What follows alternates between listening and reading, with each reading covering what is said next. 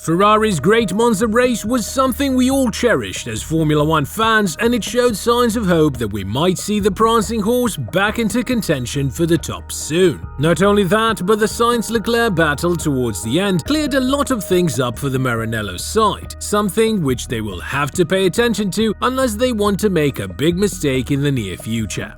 How did Ferrari manage to be the second best team for the first time since that brief period last year, and what does that mean for the team? Ferrari went all out at their home Grand Prix in Monza, adopting an aggressive strategy and equipping both cars with new engines, and given the track, they knew it would leverage their car's unique strengths. They wanted to capitalize on these attributes and possibly outperform Red Bull. By Saturday afternoon, the results seemed foreseeable, but Carlos Sainz's qualifying victory over Max Verstappen was noteworthy. The Tifosi had reasons to celebrate in a season that hadn't offered much, and ultimately Ferrari took respectable third and fourth positions. It might seem a bit unfair to label a loss to Red Bull as a setback, but Ferrari made Verstappen work hard for his 10th consecutive win. The performance at Monza marks significant progress for Ferrari after their disappointing performance at the Dutch Grand Prix the previous week. Sainz had remarked then that Ferrari might have had only the 6th fastest car, and still the turnaround in Monza exceeded the expectations of rival teams who had predicted a competitive weekend for Ferrari. The Monza track lessened Ferrari's weaknesses, while its advantages like straight line speed and excellent cornering balance shone through. This was reminiscent of the Baku race, where Leclerc also clinched the pole position. Red Bull's performance advantage was more apparent in race conditions than in a single lap, and even though they had been dominant in 2023, their vulnerability was evident on Saturday in Monza. Sainz's remarkable qualifying lap edged Verstappen by a mere 13,000th of a second. Ferrari's strategy involved maximizing straight-line speed, which meant the cars had to be lean in corners, and the approach demanded immense skill and courage from the drivers. They had to drive with minimal downforce, relying on hope and instinct that the car would maintain its grip. So this approach gave Ferrari a 7 km/h speed advantage over Red Bull, although it demanded further adjustments to maintain car balance. Despite Monza being known for its classic racing style, overtaking is a challenge, as the influence of the DRS is diminished since all cars already have minimal wing settings, emphasizing the significance of track positioning. Sainz effectively kept Verstappen at bay longer than anticipated, and Verstappen, noting the Ferrari's increasing instability, waited patiently for Sainz to make an error. Eventually, Sainz did slip, allowing Verstappen to capitalize and secure his lead. Any strategy Ferrari might have considered, like pitting immediately after losing the lead to benefit from fresh tires, was rendered impractical due to the race's dynamics at that point. Plus, with Verstappen gaining quickly, Ferrari's chances to retake the lead were slim. But you have to admit, in its home Grand Prix at Monza, Ferrari gave it their all. They aggressively set up their cars, fitted them with fresh engines, and did everything possible to play to their cars' few strengths, as their aim was to challenge Red Bull.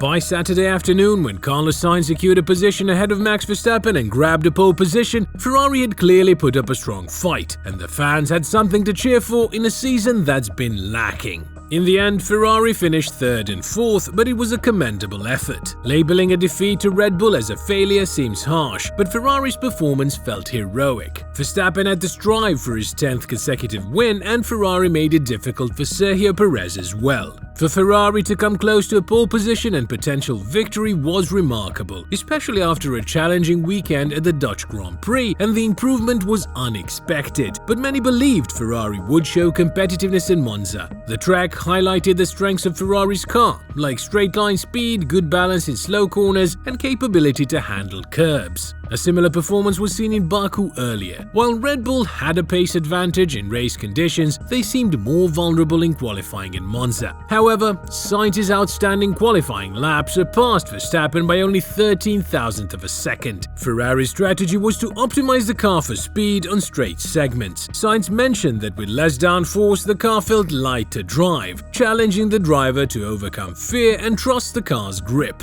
The rear wing design gave Ferrari a speed advantage over Red Bull, but it also made the car more difficult to handle. Overtaking in Monza is tough, making track positioning crucial, as Sainz showcased during the early parts of the race. He managed to keep Verstappen at bay for a surprisingly long time. However, eventually under the pressure, Sainz made an error, giving Verstappen the opportunity he needed. Any strategy Ferrari might have had at that point was affected by the tight pack of cars, making it difficult to pit and take advantage of fresher tires. Many teams have struggled against Red Bull this season, leaving everyone trying to comprehend two main things: what Red Bull is doing correctly and where other teams are falling short. Recently, Ferrari claims to have an insight into the latter. They believe their performance in Monza solidifies this claim. Joe Clear highlighted that Ferrari anticipated a strong show at Monza and the results aligned with their expectations, a consistency not observed throughout the year. This suggests that Ferrari has grasped the issue with its car that were previously elusive. Early in the season, the team encountered unexpected performance dips, indicating gaps in their understanding of car dynamics. However, Clear now asserts that Ferrari has a firm grip on this matter. Meeting expectations in Monza boosts their confidence.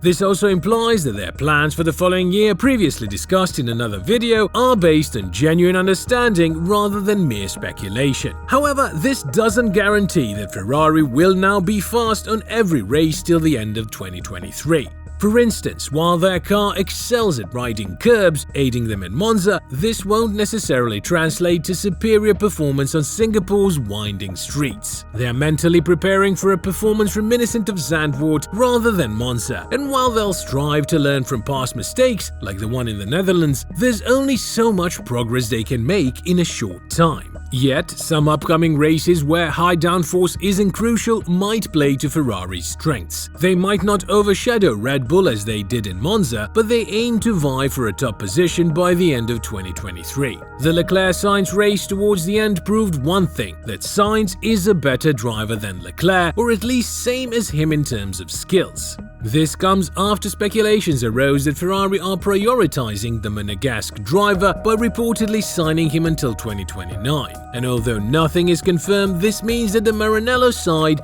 wants to build around Leclerc, which could only mean one thing for Sainz.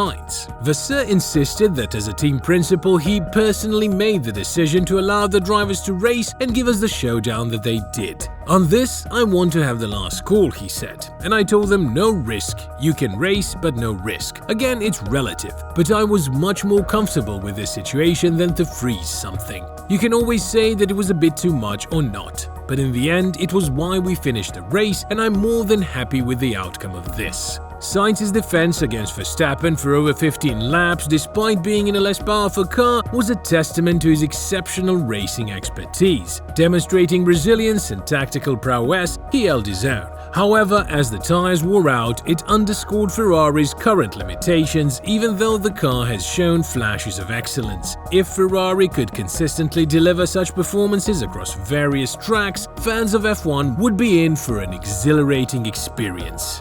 There's been chatter suggesting Leclerc might get a contract extension over Sainz, fueling whispers of Sainz possibly leaving Ferrari. Yet Sainz's recent track record underscores his undeniable talent, emphasizing that Ferrari should recognize the equal importance of both drivers. Losing Sainz would be a blow to a team aiming to reclaim its championship glory. Given the current rumors about their drivers, Sainz's recent impressive displays couldn't be more timely. With his value on the rise, it's an opportune moment for him to engage in contract negotiations. Audi's inclination towards Sainz speaks volumes about his skills and reputation. Although Sainz is deeply committed to Ferrari, an offer from such a prestigious brand like Audi would surely pique his interest. Nevertheless, with the dynamic duo of Sainz and Leclerc, Ferrari's focus should be on maintaining this powerful pair for years to come.